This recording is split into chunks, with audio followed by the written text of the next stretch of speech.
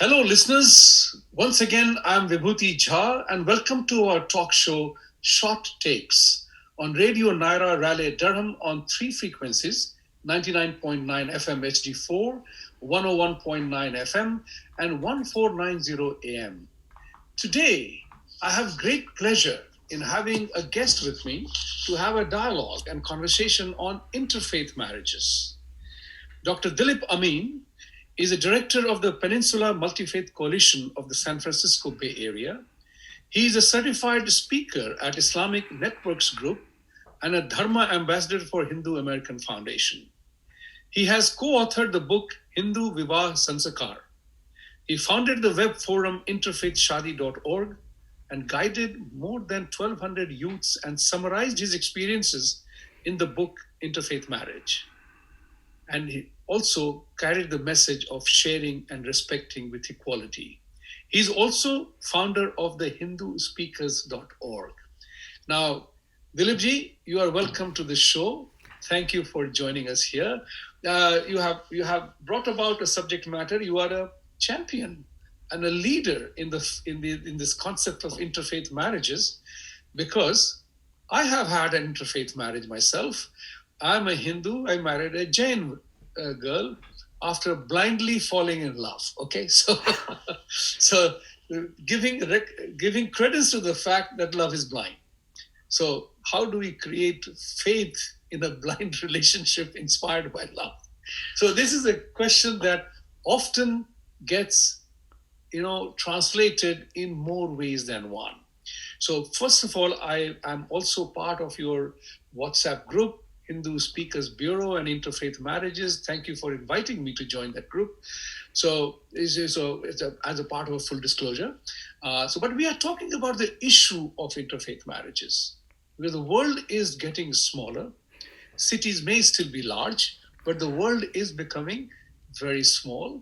People are traveling for work, for pleasure, for a variety of reasons, migrating to different pastures because they believe that's the pasture is a greener pasture. So all these things put together, human interaction leads to lots of things. And one of them is love. Which is a beautiful thing, because in our Sanatan practice, as they say, we are all humans, right? We are all humans. We all have the same body parts performing identical function, right? Except the fact that God did not create religion. Religion is a man-made phenomenon, right? So it's a very tricky situation when God's name is invoked, whom nobody has seen ever, right? That's the truth. Nobody has seen God ever, but some smart people use God's name to collect money, to build temple, mosque, or church, and do everything in the name of God. So let's come to the topic of interfaith marriage. How did you get inspired by this concept? And its current relevance is huge. So welcome, and please share your thoughts on this. Well, it's my pleasure to be on your show. Now, you mentioned Hindu Jain marriage, or Hindu Sikhs and Buddhists and all that. That's a whole different ball game. Right. Now, Hindus will be exposed to Hindu Muslim marriage, Hindu Christian marriages, and those marriages, Hindus being a pluralist faith, Hindu Jains being pluralist, but these two faiths, including Judaism, third one, those are exclusivist supremacist faith by fundamental beliefs. So when Hindu marries to a Jain Christians or to a Muslim Jews, that's a whole new experience that we'll be following. And that's I have done research on this field for 16 years, have written 2 books, and Hindus are completely naive about this new subject matter what I'm discussing. Now, we came to America, studied, worked hard, and now enjoying our blessings, beautiful home, nice car, having nice dinner at home. And all of a sudden, your daughter comes and tell you that, Mom, I am in love with Muhammad, or Dad, I'm in love with Jennifer. Or let's say you are a Muslim and your daughter comes and tell Abba, I'm in love with a Hindu and Arjun. All of a sudden you thought you had everything in America, now you have blessings, and all of a sudden hell get loose. And you start wondering that why did I came to America? I mean, I was better off wherever, Pakistan, India, wherever I was. So if you listen to me for next 20 minutes, you will learn immensely for your life. It will work like a vaccine, and it's you will learn tremendously. So I will not let you speak 20 minutes direct because it's my show. We will have a conversation good, and I'll interrupt you. So good. the format that we will keep is tell us first of all the reality of interfaith marriage. You already said very nicely that a surprise comes to parents when the child comes to say that I'm marrying somebody in another faith. But even Hindu and Jain marriage has issues of conflict because the issues of conflict remain. And love sometimes cannot overcome the issues of conflict. So, for example, I did not ask her to accept my way of life. I love to eat whatever I want to eat, but I told my wife, I will never ask you to cook things that I like to eat if it violates your principles. And likewise, you will not tell our children that your way of eating is the best way of eating. So you have to have an understanding of a mature manner that each one is respecting and accepting the other person as they are. So that's the important part. So share your thoughts on that because this is about the future of our children, of ourselves, and thereafter. The identity is important. So go ahead, sir. You nailed it on the button, and that is you are asking, and that is the title of my book, Share and Respect with Equality. In your marriage, what you have done is you agreed to share each other's faith, meaning you will go to Jain Derasar, she will come to Mandir once a while. Respect truly each other. If she's a vegetarian, you will respect her. And equality, something like 50-50, your children will be raised in 50-50%, 70-30%. Right.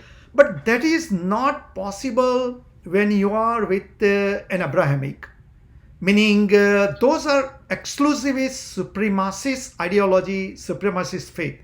Now, I'm not saying all Christians and Jews and Muslims are all same, but that religion is that way. This is that Jesus only saves. If you want to go to heaven, you have to go through Jesus, get baptized.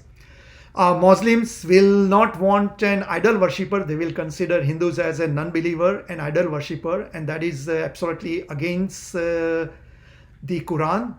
Now, problem is not two people getting in love. Sometimes it's not even a parents, but the problem is as soon as the church, imam, Hindu priest, or other community get involved, they make the hell out of it. For example, you are having a wedding in a church, decide you want a Hindu wedding and you want a wedding in church. Immediately the Christian church priest will say that you cannot have a Hindu wedding. If you want a wedding in church, you will have to convert. Also, if you say no to both, then they are offered the third thing, that you sign a prenuptial agreement that you will raise children only in the Christian faith. So point is, it's not what you two people in love what they want it, but what the religious institute wants it. I have talked to almost 10 Jewish faith rabbis, and all of them 10 said that they will not allow Hindu and Jewish wedding together.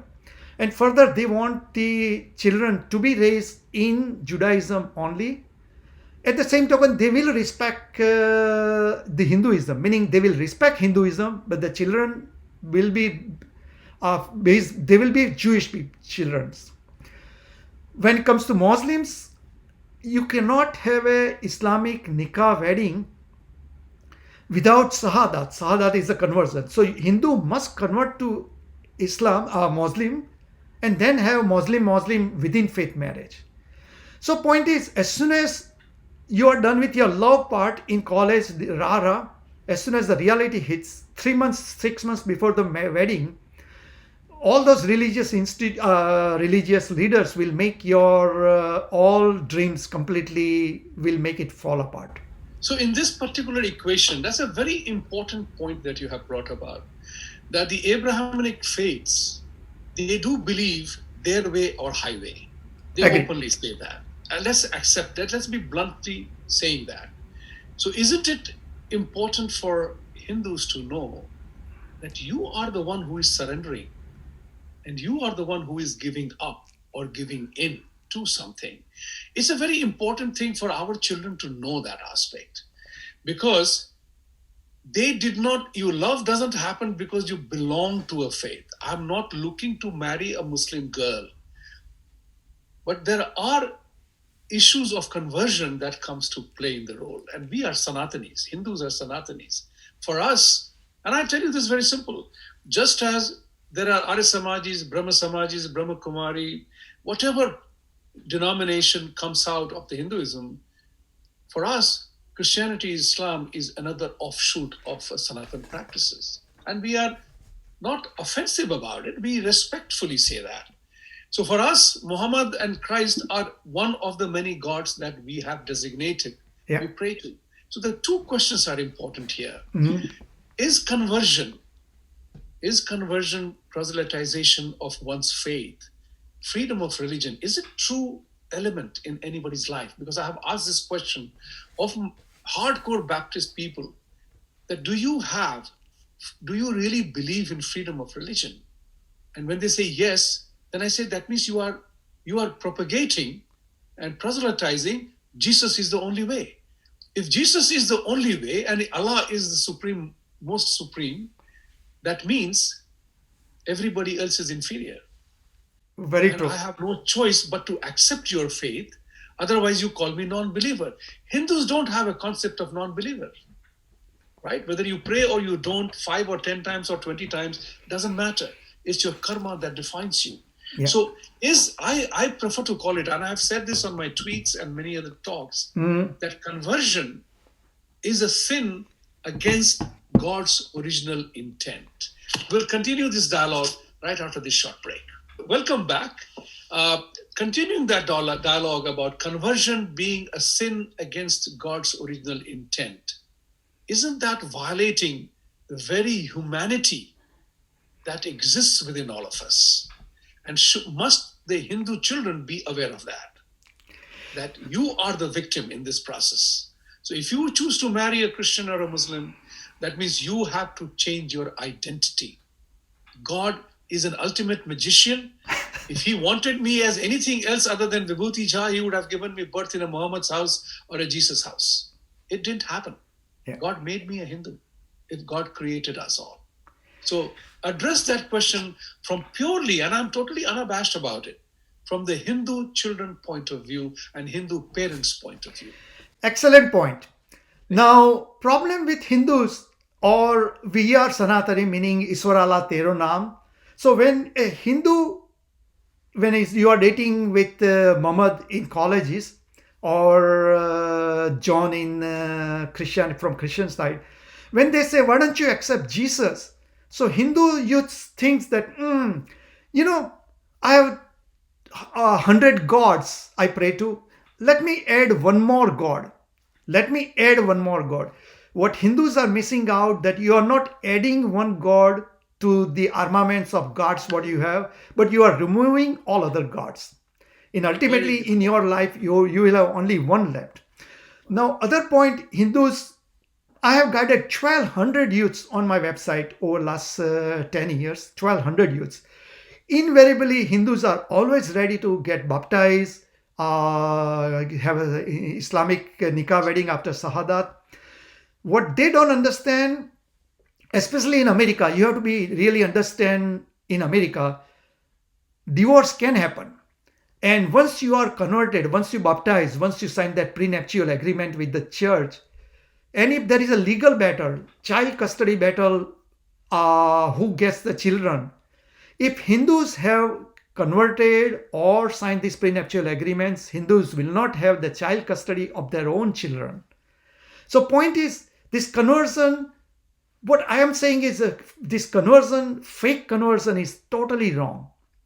Absolutely, don't fall for it. There is nothing Hindus has to gain by baptizing or taking Sahadat just to please your other party, because it could put you in a legal trouble.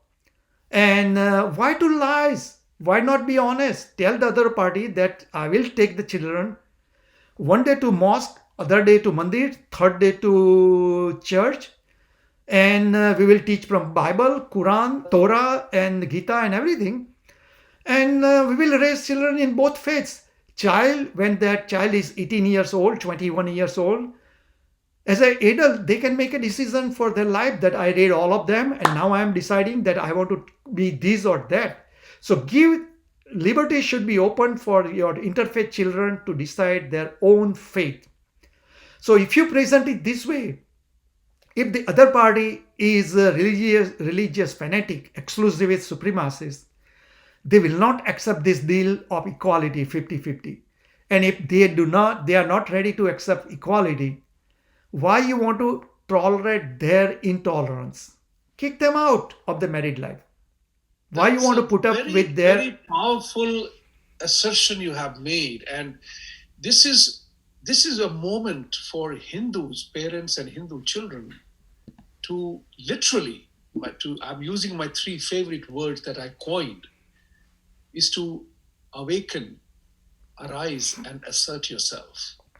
This is very, very important. I think you are doing a yeoman service to people to expose and bring to light and on the surface this entire matter, the truth behind this interfaith marriage.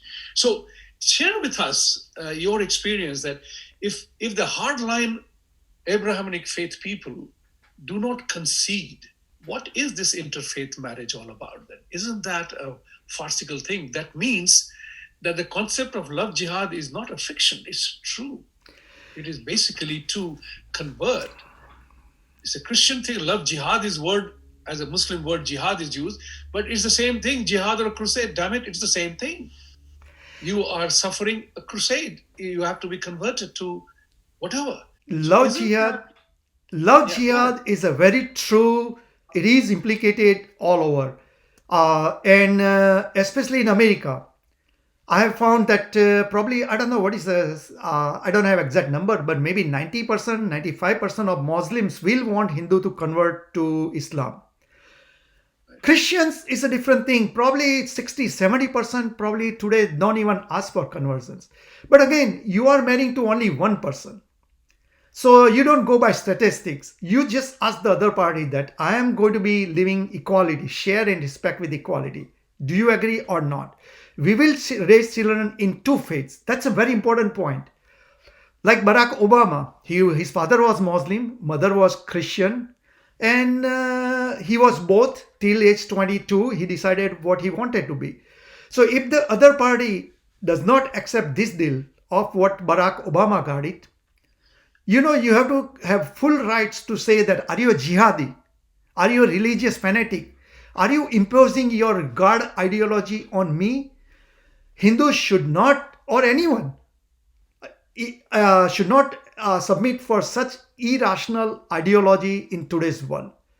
And if not, you have full rights to ask the other party that, are you a love jihadi? Are you a religious fanatic? As I told you that churches will want now a new kind of love jihad, and that is the skip generation love jihad. For example, they says, okay, Hindus don't have to convert, but the children, they want harvest them to Christian side.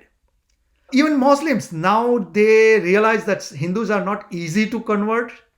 So new generation, I'm start seeing, for example, Saif Ali Khan and Kareena Kapoor, they did not ask each other to convert, but their child name was Taimur.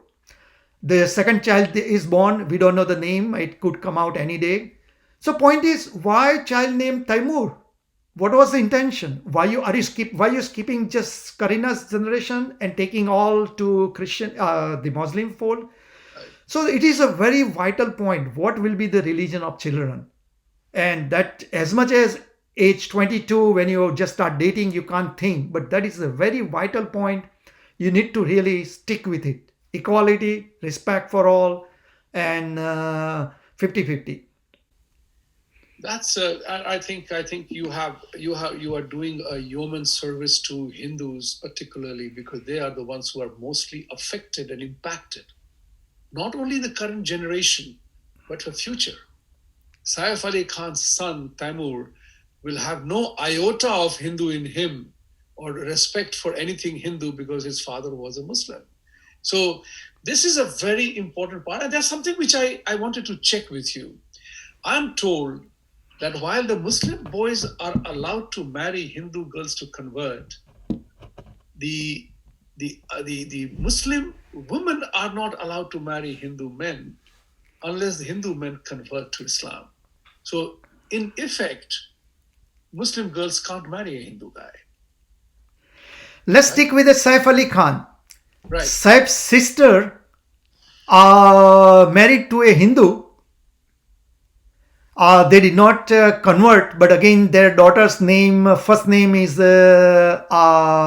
a joint name. First name is a Muslim name based on Quran, and the second name is Naomi, and that is a Hindu name. So I mean, yes, now things are changing.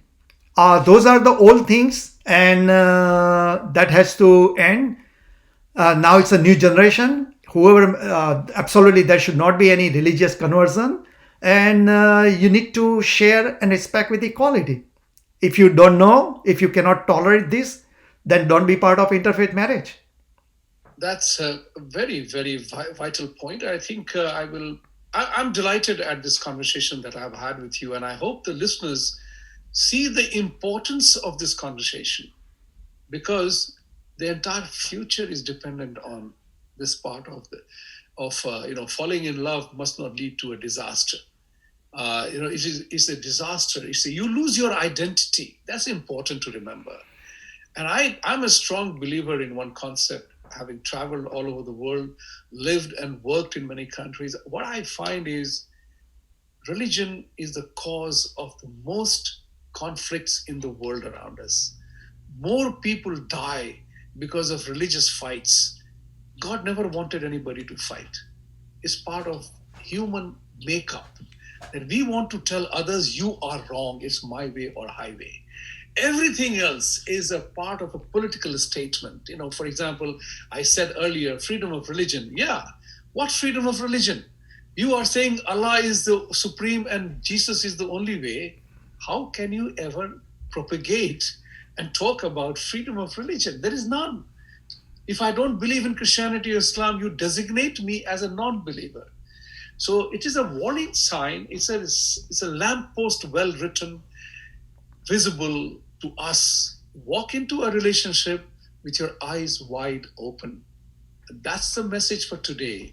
And for all Hindus, arise, awaken, and become aware and assertive about what is going on around you.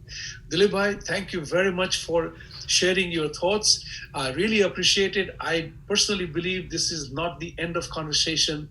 It is just the beginning. Thank you, viewers, and thank you very much. I also wanted to say something that it is pleasure to have you on our talk show, Short Takes on Radio Naira Raleigh Durham, on three frequencies: 99.9 FM HD4, 101.9 FM, and 1490 AM.